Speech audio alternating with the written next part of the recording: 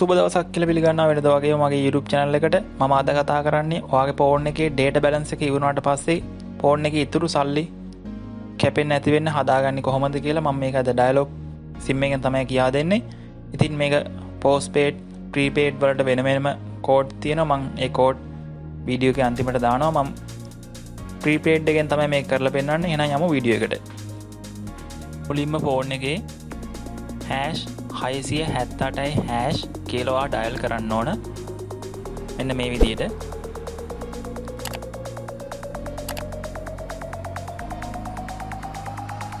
ඊට පස්සේ මෙන්න මේ වගේ මෙනු එකක් එනවා. ඒකෙන් අංක 3 ඔබලා ඔයා සෙන්ඩ් කරන්න.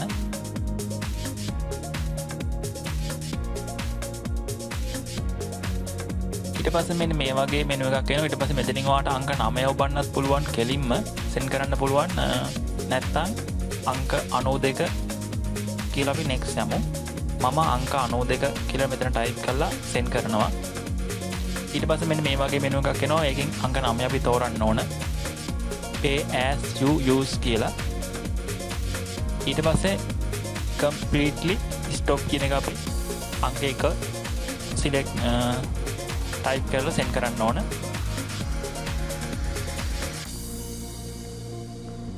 ඊට පස්සේ අපිට පුළුවන් මෙතනින් මේක ඇක්ටිව් කරගන්න.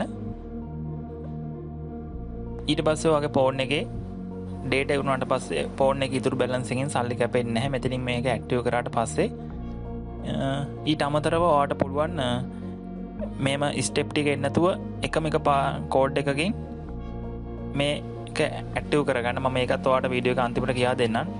මම මෙතනින් දැන් මේක ඇක්ටිව් කරගන්නවා. ඊට පස්සේ මෙන්න මේ විදිහට මේක ඇක්ටිව් වෙනවා.